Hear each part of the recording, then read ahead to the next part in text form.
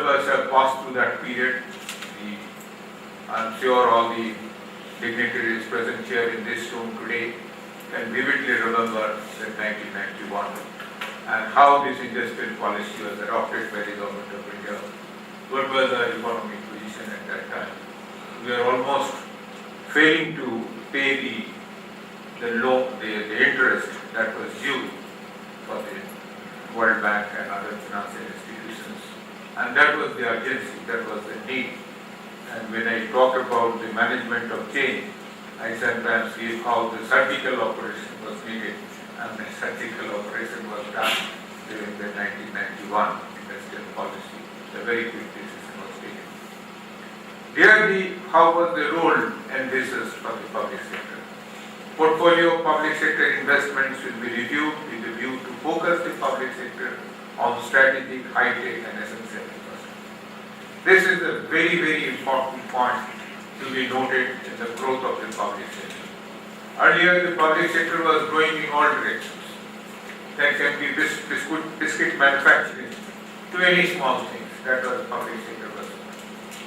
So here, 91, it was decided that yes, public sector has a role, but that role should be in the strategic, high-tech and essential infrastructure. The other areas of the economy, they should come out and they should go to the private sector. The public enterprise which are chronically sick by that time from the glorious 50s to the 1991, some of the companies, some of the industries, because of various reasons, somewhere the product has become obsolete, sometimes for other reasons, sometimes HR reasons, or many of these industries which are operationally very difficult to run. So public enterprises which have become chronically sick and which are unlikely to be turned around will for the formulations of revival and rejuvenation. Schemes be referred to the Board of Industrial and Financial Reconstructions or other similar high-level institutions created for this purpose. So these were the very, very broad decisions which were taken, and in connection with that, if you talk about the sick industries being referred to BIFR, sick industries, the employees being rationalized, then a social security mechanism to take care of rationalized employees. That was also envisaged. To raise resources and encourage wider public participations, government shareholding to the public sector would be offered to mutual fund, financial institutions, general public and workers. Boards will be made more professionals and with greater powers. And that is the beginning of the Mini-Ratna Navaratna type of scheme. Though it has started a bit earlier, but that is how it, thought process has started from 91 and materialized later on. The MOU has started slightly before, but it was again in 91 principle it has become much more effective. We'll come to that. A greater thrust on the performance improvement through the memorandum of understanding. So what is the present policy? So as I said, 1948 industrial regulations, 1956 the major thrust on the public sector, autonomous model, 1991 that is another big change in the public sector. CPSEs and public sector in general on the emphasis of the public sector.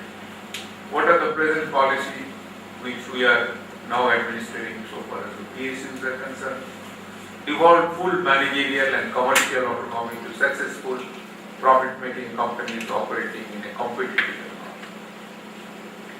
Generally, profit-making companies will not be privatized. Still now that is there. By privatization it means less than 51% of share. See, sometimes people, common people make a confusion between the disinvestment and the privatization. A company being listed in the stock exchange does not mean it is privatized. So there are a lot of misconception and confusion. So what government has said still now, this is the policy, that generally profit-making companies will not be privatized, which means that the share of the government will not be down below 51%. Every effort will be made to revive, modernize and restructure state public sector companies. So that is how the present policy of the PSEs are going. What about the chronically loss-making companies? That will either be sold off or closed after all workers have got their legitimate dues and compensation. But that is also through a particular process. Government has set up BRPC, which is the Board for the Reconstruction of Public Sector Enterprises. The BRPC will consider all these cases, talk to all the stakeholders, get the views of the particular ministry, and then give the recommendation, which in turn by that concerned ministry will come to the government. Private industry will be inducted to turn around companies that have potential for revival. Privatization revenues will be used for designated social sector schemes. Public sector companies and nationalized banks will be encouraged to enter the capital market to raise resources and offer new investment revenues to retail investors. So this is the thing that is going on in a big way still now. You must be hearing every day in the newspaper. Recently, NHPC has also given this thing. It has been listed, it has been floated IPO. Some other companies are also in the pipeline. What is the present status of the CPSE? The complete results that we have 31/3/2008. I have also got 31/3/2009, but it is not fully complete, not the full audited statement. This will come by December, and we publish, as all of you are aware, that we publish an annual survey of the central public sector enterprises, and our minister places it on the table of both houses of the parliament. So that will come in December. Still now we have to be satisfied with 31/3/2008, and from this year onward, in fact yesterday the book was formally released. We are also publishing one national survey on all SMPs. So all these state SMPs together, we are publishing one book. That book has been released yesterday. That has gone up to 31/3/2007, and now we have also, you will be very happy to know, particularly an institution like yours, you will get all the information on a real-time basis. We have developed an MIS system that was also inaugurated by the Honorable Minister yesterday. And all the state government, all the secretaries had given the password by which the SLPs can give the report in a format, in an IT format that will come to the state coordinator, which is the state secretary of the school secretary. They can change, verify, recheck and validate that result and publish their own book for the state. And when he is satisfied that yes, these are okay, those can come to the government of India and we can publish a national report on that. So this will become a real-time operation. It will take some time to stabilize. I have requested all my friends of the state government that if they need any help, we have already brought in NIC. NIC has developed this thing, and the NIC has their state level centers in every state. So there is no problem in operating this.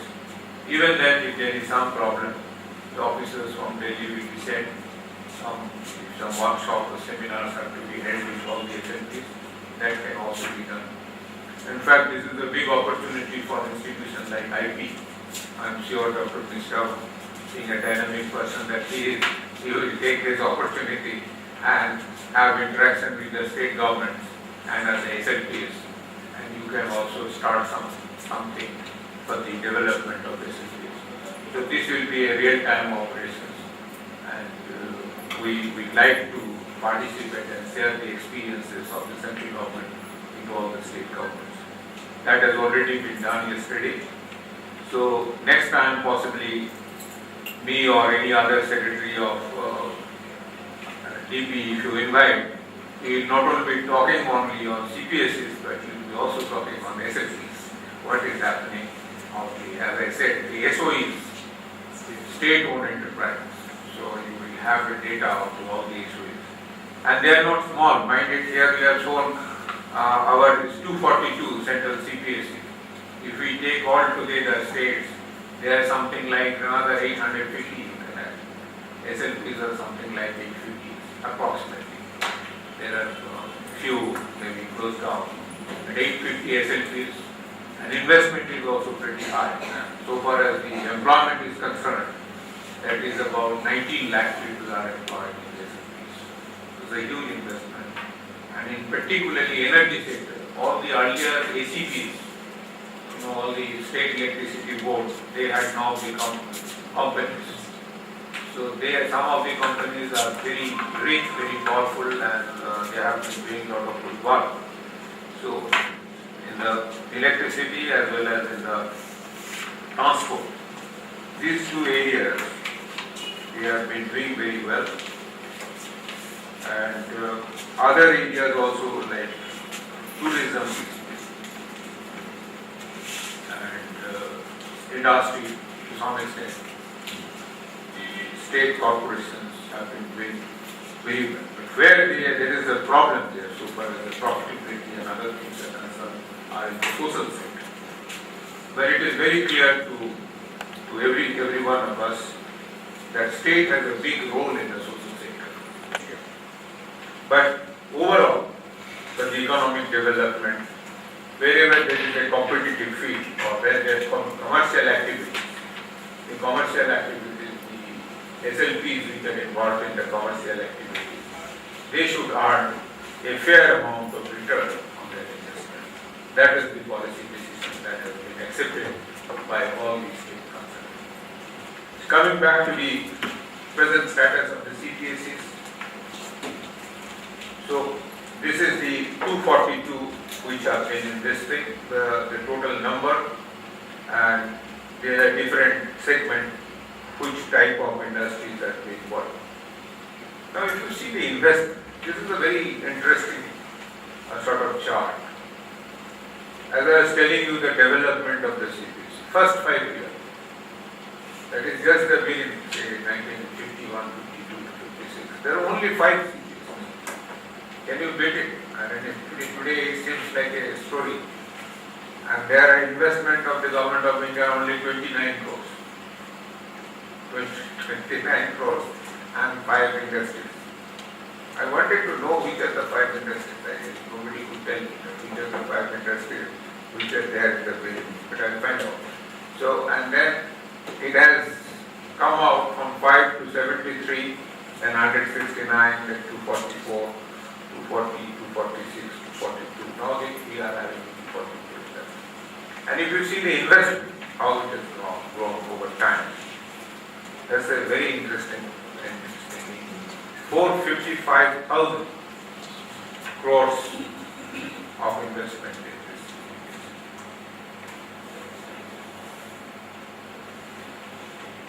Now, this is again investment cumulative number of PSEs over the last 5 years. How things have turned out in the last 5 years, the investment has grown.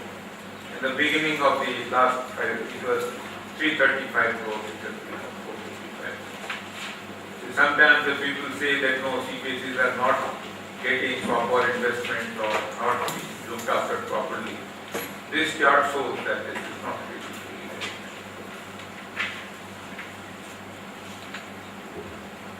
Contribution to central exchequer. This is another very interesting thing. That how the CPSEs are contributing to the central exchequer. Sometimes there is a criticism that it is a drainage on resources. But is it really a drainage on resources? This chart gives a very, very clear picture. Of course, there is a scope for improvement, no doubt about it. But general clear picture is this one, that how the different dividend, interest and tax and duties have been increased over time. There is a sharp decline of the interest, but that is because some of the interest has been changed, not because that CPSEs are not able to give the interest, but the rate has come down. But again, it will improve. Now people say that we have to put in lot of effort. Dr. Mishra has told there on the crossroads, meaning thereby there is some problem. There is some crisis there, so we have to see what is to be done. So when you say the effort is important, but knowing where to make an effort in your life makes all the difference. Instead of in your life, you can also read in the CPSEs or in your PSEs. So where to make the effort in a particular enterprise makes really all the difference. So one such area we have, the Government of India has found in the form of MOU, Memorandum of Understanding. It's really a very interesting type of thing. It's a win-win situation for everybody. You are all familiar with the MOU. What does it do? You see, I have gone into very details of the MOU system. I find it is an excellent management tool. It's an excellent management tool for the company, for the board of directors to see from the very beginning what we want to achieve this year. If we want to achieve, in which field we want to achieve. And you can actually communicate that to your all the workers now. All your units you can divide. Get the subdivisions of MOU target between the units. And then you can have the periodical review. So much so that there is a talk that at the individual level also you can listen. And the individual has to go. So I really feel that it is a great instrument, great help, great management tool in the hands of the CPSE. Then the administrative ministry and who are signing the MOU with the CPSE. It is also for them to know on what basis they will review. You cannot review a CPSE in a year. You just call the chairman and the directors and the minister and the secretary, sit with them and talk some nice things or bad things, whatever they do. That's not a review. If you really want to review, you should know that what was your target. 6 months ahead, where you should have gone. Why you failed in achieving this. If you failed in this sector, what are the reasons? If there are reasons, then how you can overcome this. If there are certain opportunities which have come in between, how you can avail of the solution. If there are certain problems, how you can solve those problems. These are the type of things. So MOU gives a good opportunity to very, very objectively review the whole situation. It gives an opportunity, it becomes an instrument in the hands of the particular department, particular ministry, to review the CPSE in a proper way and give them the appropriate directions and help corporations wherever they are needed. So now the DP are supposed to review, draft the MOU, but DP does not do it by the normal departmental manner. We have a task force. Task force consists of very eminent persons. Almost total number of the persons in the task force is number 80. But don't feel that all 80 sit together and start discussing about one particular MOU and nothing will come out of it if 80 persons are sitting together. So we divided them into 14 groups. 4 groups, 14 syndicates. So each group, about 6-7 persons are there. They in turn go in depth into the MOU document submitted by the CPSE. And that is a very, very meaningful, very, very fruitful discussions where the CPSEs, the ministry representatives, normally the joint secretaries concerned who are the board of the ministry, they are there. Some experts can also be called. And these 6-7 persons who are drawn, some of them are ex-secretaries to Government of India, some are ex-CMDs of the different companies, A-group companies, some are professors of the different institutions, IIM, IITs and different institutions, some are chartered accountants. So these are the type of persons who sit here and discuss about the MOU, finalize the MOU preparations, give it back, then you vet this thing, and then between the secretary of that administrative department and the chairman of the CPSU, the MOU is signed. Same thing is done at the time of evaluations, at the end of the year. So this is how the MOU system is operating. It has produced wonderful result over time. It has started with 5 CPSEs signing the MOU in 1988-89. Now there are more than 200 CPSEs which have really signed this thing. And MOUs have been graded with excellent, very good, fair, and poor.